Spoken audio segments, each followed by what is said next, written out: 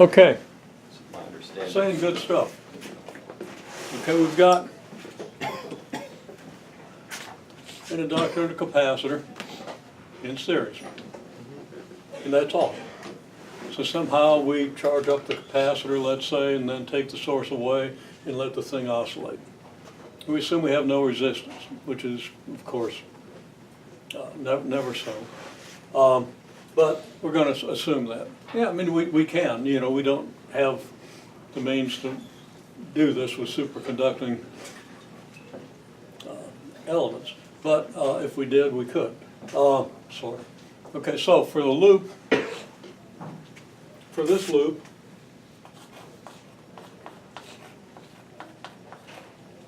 VL plus VC equals 0.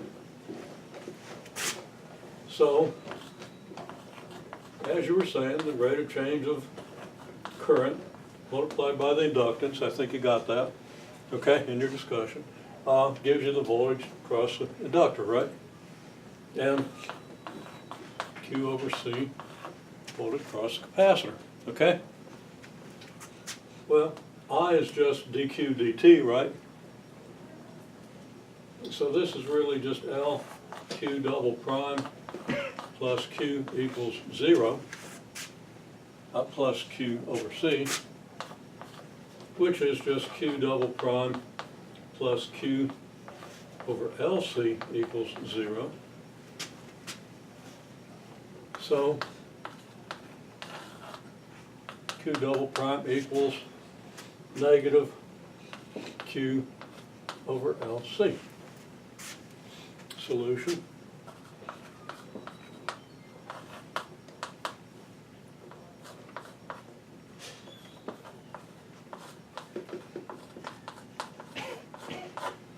It's identical to the equation you have for a simple harmonic oscillator, except instead of X, you have Q. Instead of K, you have 1 over LC. So again, think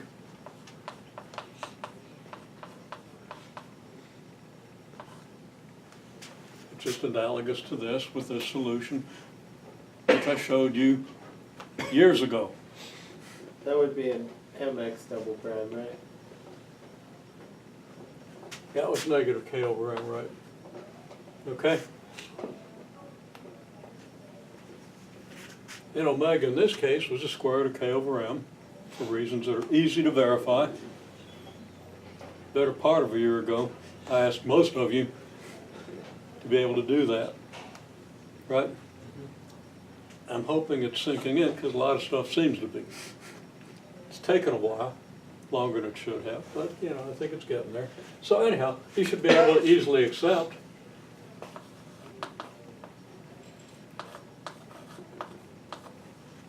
by analogy this, and then you can take two derivatives of this, put it in here, and see what works out. Okay? And we could, instead of A, just call this some Q naught, which would be your maximum amplitude of your charge. Okay?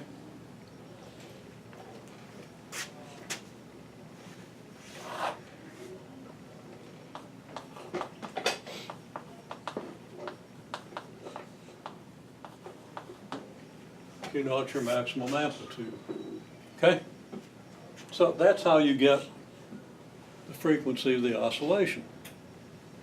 For this capacitor and this inductor, you have a big or small capacitor. Here, hand me the capacitor and inductor just so we can remind you if you ever happen to look at the video. Yes, it takes a while to get it over here, I know. Okay, could have just thrown it. No, not really. Okay, so, you know, here's your inductor, which I've asked you just to think about how you'd approximate the inductance of to make a clumsy sentence. And here's your capacitor. High or low capacitance? Pretty low.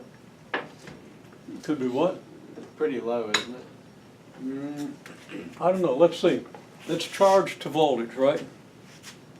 Amount of charge per volt. So if I put a 3-volt battery across that, are we going to get a lot of charge? Going to spark, gap, blow up? It won't blow up. Are you going to even be able to tell there's a charge on it? No. Stick your tongue to it, not going to hurt you. Okay? At least if you take the battery off and gap the thing, you know. Okay? So that's a low charge for that voltage, right? That's a low capacitance. You got to get a little more intuition about capacitors. Think charge per volt, right? Charge per unit potential difference. In order to get a significant charge on that, we had to crank with a generator that produced tens of thousands of volts. Okay, what about the inductor?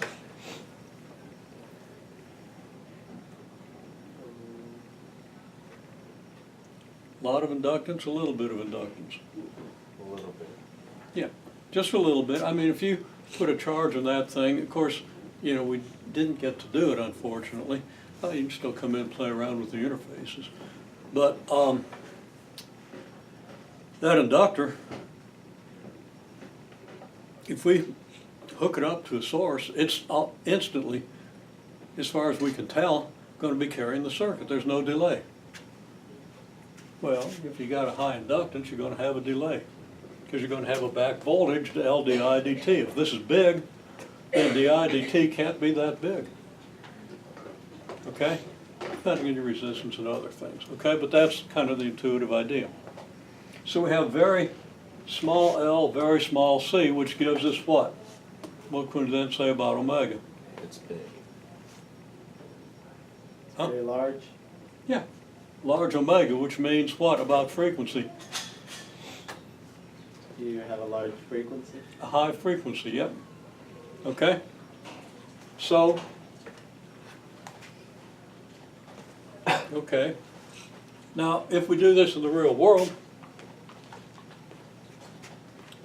there is resistance, and this thing's just going to dissipate so quickly we wouldn't even be able to measure it. Not with anything in this lab or in a much better lab, okay? Now, there, of course, there's electronics that can measure it.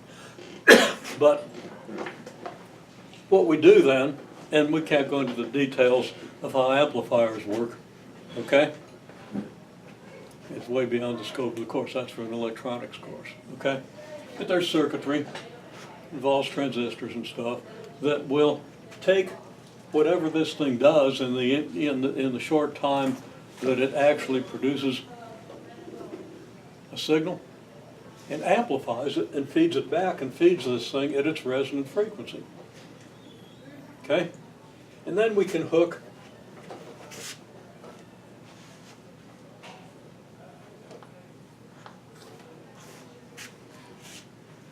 a wire here and another wire with a return. We call that an antenna. And we have an oscillation in the antenna, which produces electromagnetic waves. And we can do things with those electromagnetic waves. The frequency's high enough, we can fry you. Okay? If it's not too high, we can X-ray you. Okay? If it's somewhat lower, we can see. Okay? You know, it could be visible, could be microwave, which is, you know, maybe waves of this length. Okay? So that's all there. So that's kind of how we produce electromagnetic waves. Now, what's the energy of an electromagnetic wave? How do you get the energy? How do you get the photon energy?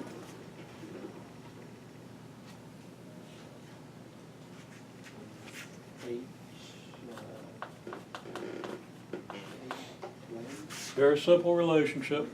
It's kind of fundamental, right? And also, you know, momentum is E over C. Not important right now, but okay. I mean, it's important. So we've got E equals HF. NF, of course, is 2 pi. Sorry. It's omega over 2 pi.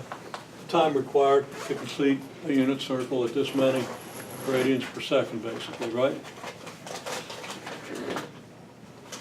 So we can get the photon energy, okay? High frequency, greater photon energy. We could get lambda, because frequency times lambda equals c. So lambda is c over the frequency, wavelength, right? So we can tell how it diffracts, okay?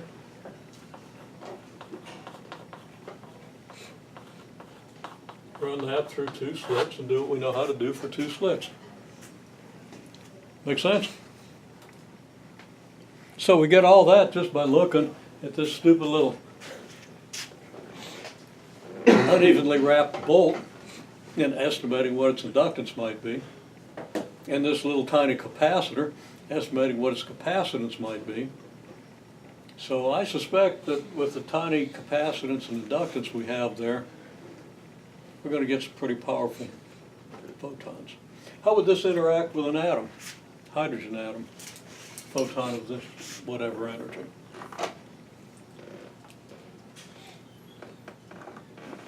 Well,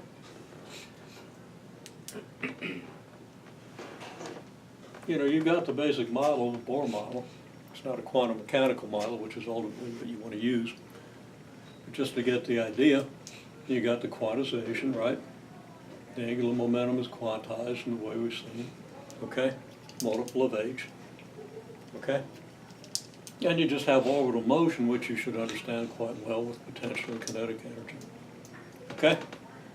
So all kinds of things we can do just, you know, by looking at this thing, asking ourselves, what if we did produce photons here and hit hydrogen atoms with them, okay? Now if you hit a hydrogen atom with a whole lot of energy, what's going to happen? Well, you're going to separate the electron from the proton. You're going to give that electron enough energy relative to the proton, or give each enough relative energy compared to the other to exceed the energy required to separate them, like a terminal velocity type thing, okay? So you want to be able to think about things like that.